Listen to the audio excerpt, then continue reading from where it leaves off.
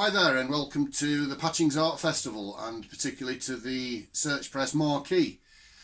Well, obviously this isn't the Search Press Marquee. It would have been had it not been for the coronavirus. We're all very sad not to be there, so I'm actually at my studio in Sheffield at home.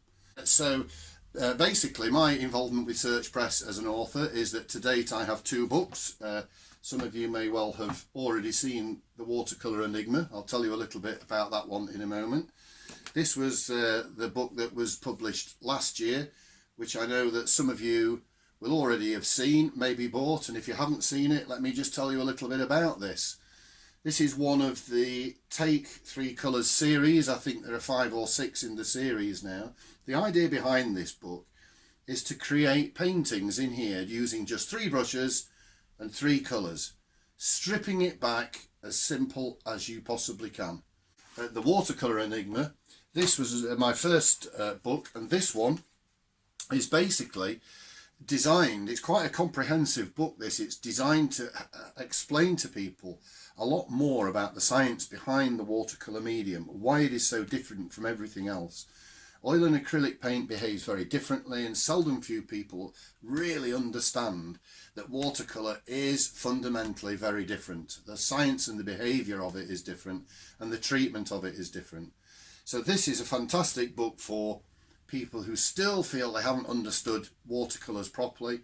It goes through it stage by stage. The opening chapters in the book basically just explain about the medium itself, and I get to the right pages. It's just telling you about the paint, the science behind it, the way it behaves, why it dries so quickly, why we have to leave the paint alone and don't fiddle with it like you can with any other medium. And then there's a series of exercises. Once it's told you what you'll need, there's a series of exercises which we start doing here, where it just gets you playing with a paintbrush, understanding the fluidity of it, how to blend paints together. Simple wet into wet blending. How to do that, how to control it. Once you've got the fundamentals right and you've understood the paint, you can then go on to paint anything you like. However, there are a series of exercises where we get sort of progressively more into this, painting a basic seashore scene like this one, and then moving on to painting a boat on water and some snow scenes and so on. So it's a great book for anybody who either wants to begin, learn how to use watercolour, or for people who know that they struggle with it and want to do better. So those are my 2 books, and I've got, pleased to say, I've got another book coming out next year which is all about painting skies. So that's enough waffle about the books. Let's have a look at doing a painting. Right, so before I actually get painting, let me tell you a little bit about the brushes that we use in the book. There's only 3, as I said. This one is the Mini Hake, or Hake if you want to pronounce it the Japanese way. This is made especially for me by ProArty. I asked them if they could make me a hake with a metal ferrule. It's only a 3/4 inch brush, it's quite a small one, but it's just wonderful for doing small broad washes. This is an A4 piece of paper. All the exercises in the book are done on A4, so they're quite small. So this brush is big enough to cope with a piece of paper that size. I use the much bigger version of the hake when I'm doing bigger paintings. I'm also using this, which is a number 8. This is a Spearhead number 8. This is the brush I use now. Again, this is made especially for me by ProArty. And this is a little bit longer and a bit more sharp on the tip than traditional number 8s. It's also made with a synthetic hair, which is a new brand of hair that's come onto the market this year, and it's a little bit softer and it allows water to hold in the brush more readily than the previous Proline brushes that I used. This is a little number 2 with a nice sharp point. This is just for doing the detail. So as I said, all 3 are done with that. Let me just tell you about the Take 3 Colours then. Each artist who's made this book, or made a Take 3 Colours book, has used one of each of the primaries. Each artist has got a slightly different choice. For the blues, mine is the ultramarine. For the red, it's the light red. Don't know why it's called light red, because it's actually quite a dark brick red, almost brown. but it's a fantastic mixer, especially with the ultramarine. It granulates beautifully. And then raw sienna, which I chose for the yellow primary. This is a much warmer yellow, obviously, than things like lemon yellow or cadmium yellow. But I like really warm colours. This is for my greens. They were certainly green enough using the raw sienna, producing a nice warm olive green colour. So those are my three colours. So that's it basically. I'm going to do a version of, which is one of the exercises in the book, which is a lovely sky with a lake scene, and the very first picture in the book, which is a much simpler version, which is that one, where we've just got these hills, very reminiscent of what you get at Derwentwater in the Lake District. Beautiful evening, just the hills coming in from the sides, the reflections in the water, but a lovely soft wash running all the way through, which is what I'm going to do on this particular picture. So let's do some painting. Right, so we're nicely zoomed in, and this is my palette. It's a catering tray actually, but I do sell these. I like to just open up on a big wide palette like this. I've put out a blob of raw sienna here, ultramarine here, and light red here. So the raw sienna is going to be used, I'm going to pick it straight up off the palette as it is. The ultramarine needs a little bit of water in it so that I can mix the light red into it. And this doesn't need much light red because light red is a very strong colour. And what I'm hoping to achieve is a really dark, strong plum colour. Okay, in the Take 3 Colours book, I discuss the consistency of the paint, and I categorise them into 4 categories. The thickest one, which is what I'm trying to mix here, is the consistency of olive oil. So just imagine that you've poured a little bit of olive oil into the corner of your palette. Okay, it's going to be quite sludgy, it's going to resist running, but if you do tip the palette up slightly, it'll just run a little bit. Now that's just like olive oil would. So yeah, I don't know whether you saw that. I couldn't tip it up too much because of the angle of the camera. But I'm adding the light red to this now, just bit by bit. Not too much to start with, otherwise it'll just go red because it's very strong. And I've now created a lovely plum colour. And it's this plum colour that I'm going to use for the darker part of the skies and predominantly throughout the picture. So just raw sienna and this plum, which as you'll see in a minute is a really gorgeous, sumptuous sort of colour. Right, that's mixed. I've just mixed that with a number 8 brush. I'm going to put that down and we'll get on with a wash. Now, while I'm just wetting the paper, I'll just tell you what I'm going to do. I've drawn a line across here, which is the horizon. And as you can see, it's just above centre, so I don't want the horizon line in the middle. It never seems to work in a picture. And what I'm doing is I'm just very gently easing the brush across here to lay some water onto it. Now I'm working on an easel, which I don't normally do, but I'm trying to work as though I was working in the search press marquee at Patchings, where I would be demonstrating to the audience with an easel. So I'm trying to do it the same way as I would have been. Now then, this is going to be a lake, and we're going to have a lovely soft sunset sky, and the water will reflect the sky. So I'm going to basically do the whole lot in one giant wash. So I'll explain that as I put the colours in. I'm just making sure I get plenty of water at the top here, because this is where it's very warm in the studio today and it's going to dry very quickly. So I'm putting plenty of water up here. I'm actually putting some on the tape. This will just help to keep the paper dry at the top a little bit longer. There we are. So that's a lovely even film of water. So the idea now is to sort of just plunge into this raw sienna. I don't know whether you can see that. Swizzle the brush from side to side, fill it up, get plenty of paint in it. And I'm going to go straight through the centre there, right across the horizon. We'll just run the brush across. That smooths the paint out, and then I can gradually ease it upwards and I can gradually ease it downwards. Now I need to make sure I've got the right quantity of paint in here, because I can't really go back and put any more in. So I'm going to put a little bit more in, just because I feel like it. There we are. Now because the paint on the palette is thick, the water on the paper dilutes it and helps to spread it out. There we go. Now I'm not going to wash the brush. I don't want any additional water on this. Just going to touch it into the plum colour. And we'll ease that all the way across the top, and then gradually just ease the brush down into the raw sienna, just a little bit more. That's just a little bit stronger. Smooth the paint out first and then just gently ease it down, and as you come you sort of ease the brush away so it doesn't drag it too far down into the plum. Now I want that reflecting in the water at the bottom, so I'm going to put some plum across the bottom, do exactly the same, smooth it out, even it out, and then just gradually ease the brush upwards into the raw sienna. And this gives, you can see the paint's dying out now, so you get that lovely graduation. There it is, that's the graduation, that's the first wash done. That's how quick you can work with watercolour.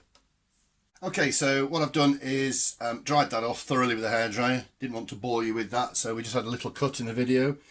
I want a nice straight edge across the bottom of these mountains in the distance. You can see I've drawn these two on since you last saw this.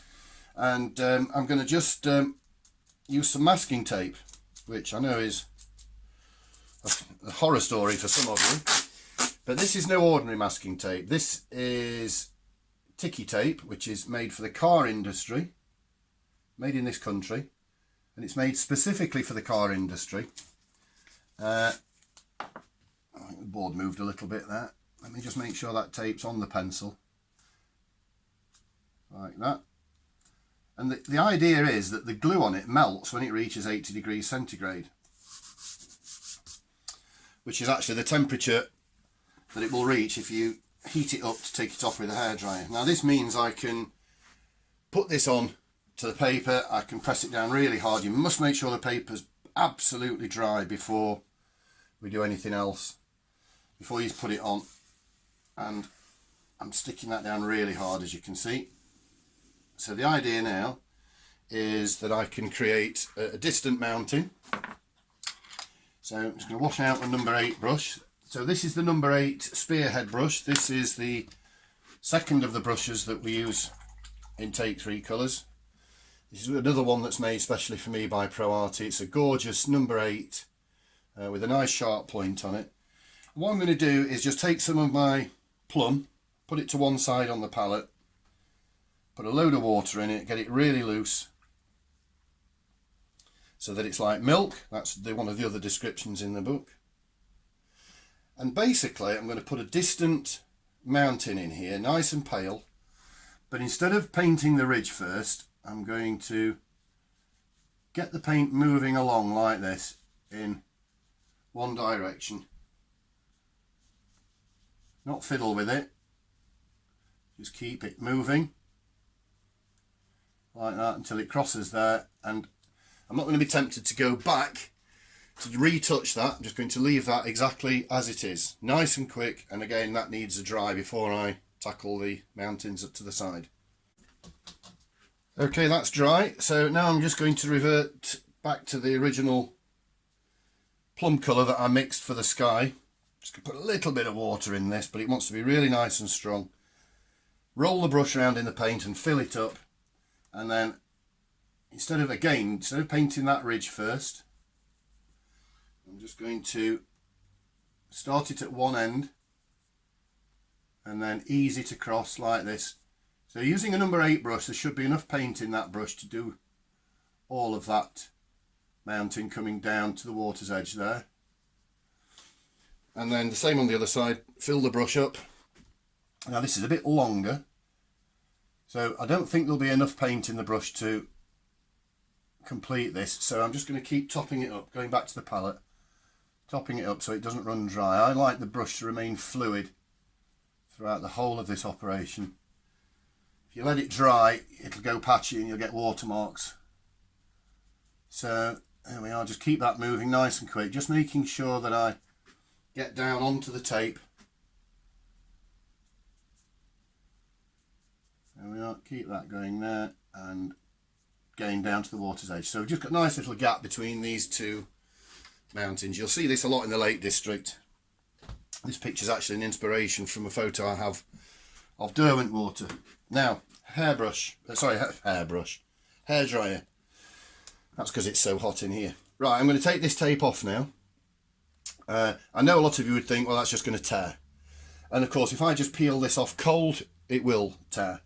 So the hair, it's going to get noisy in a second. But what I'm going to do, the reason I've given myself a bit extra at this end is that I don't burn my fingers, because I've got to get this tape hot.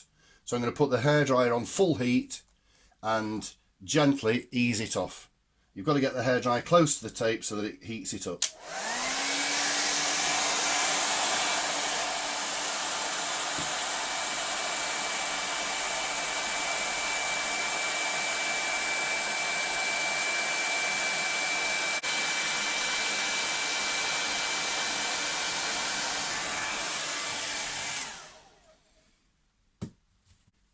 So I want to put some reflections in here, and not particularly bothered about reflecting this one. It's miles away over the other side of the lake. The water could be quite rough out in the middle of the lake there. But these two, to add effect to the picture, I want to create a reflection. The water, I want that to look like it's moving, a few ripples in it, so the reflection won't be just a replica of that. It'll be broken and it'll stretch slightly. So what I'm going to do is I'm just going to draw, this is actually a little tip that's in the book. I'm just going to draw roughly with a pencil where I want that reflection to be, like this. It's like you said, it's longer that way than the height of the mountain, but which reflections often are, they often stretch. And that gives me a guide for when I paint this now. So once again, I'm going to use the number 8 round brush. I'll get the palette. I'm going to use pretty much the same colour here, maybe just weaken it slightly as I used to paint those mountains. And you get these wind rushes across the water, very often out in the middle of a lake where the wind is stronger. And you get a wind rush across which kills the reflection, so you don't need to paint the reflection directly from underneath the mountain itself. Look, so if I just paint that and leave a little gap, you can sort of paint a broadish bit where it's reflecting, and then we'll just sort of break it up, gradually break that up. Now the idea is that these look like ripples in the water, and as they get nearer to us they open up and become less. There we are, that's just a little bit, it suddenly goes from that to that. I'll just put a little bit more paint there. Alright, that'll do nicely. And the same on the other side. Same gap there.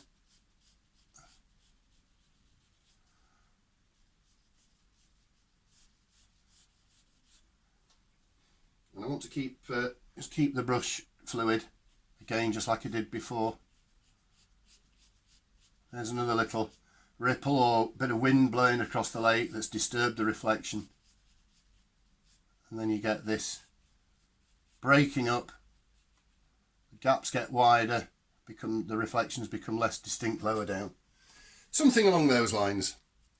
And of course when that's dry I can just erase those pencil marks because I need to get rid of those.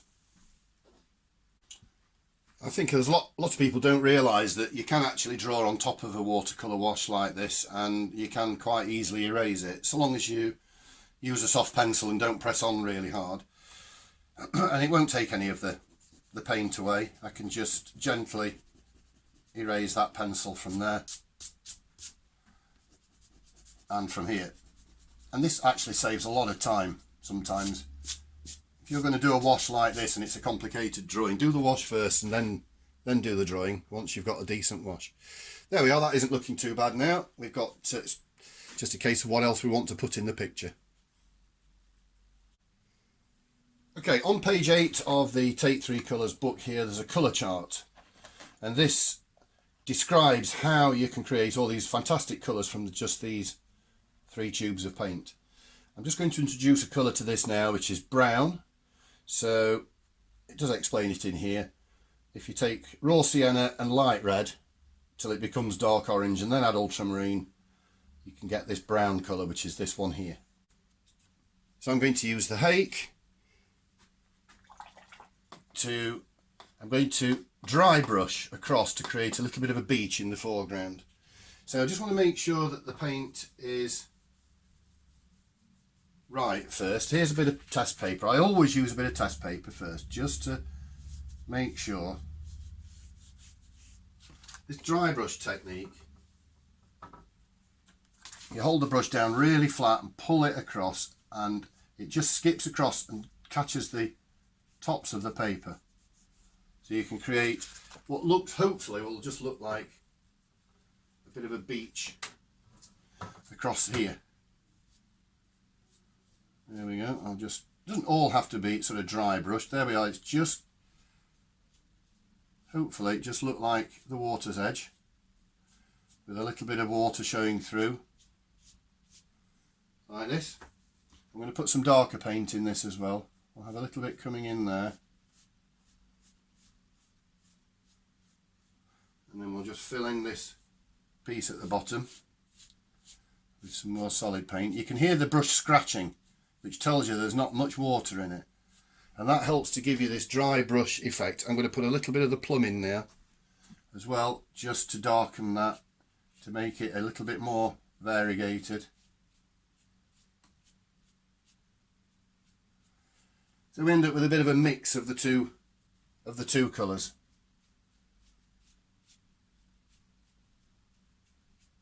There we go. And then what I do then is I'll get my little number 2 brush. You can wait for that to dry, or you can start doing this while it's still damp if you like. I'm going to start putting a few little pebbles and stones on like this, some in the water. I mean, it's up to you how many you want to put in here. Be careful you don't end up with this too uniform, because obviously stones would be scattered about randomly. It's very easy for us to fall into the trap of doing stones and then ending up looking like a face 5 on a dice or something, where they're all nice and evenly spaced. There we go. So I'll continue with a few more of those, and then we'll come back to this once it's dry. So as you can see, I've added a few more stones and things down here on the beach, and I've drawn a boat on here. I decided I wanted a boat just moored up along the water's edge, and it's tied to this post with the rope disappearing into the water there. So I'm going to use a clever trick now. I'm using Bockingford paper, which makes this much easier, but because the sun is setting in the distance somewhere, the light will be catching the top of these gunnels, the edges of the boat here. So I'm just using a bit of water in my number 2 brush. This is a little Pro Arty Series 101 number 2, and the sun will just be catching the top edge of there like that, and it will also be catching the rail across the stern as well. So I'm just going to take a little bit of paint off that. That leaves a white space, and you can also see down the side of the boat there I've got these 3 panels. Now they will get successively darker under the boat, but what I'm going to try and do is just get them a little bit lighter. There we are. So that's taking off the 3 sort of panels, if you like, or curved planks that the boats are made of. Don't know what they're called. I'm sure a boat expert would tell me. So that's the paint removed. So what I'm going to do is use a little bit of this brown again that I mixed earlier. Quite pale. And I'm going to paint this side piece here. I'm going to deliberately leave just a little bit of a white space between that one and the next one. Show you what I mean.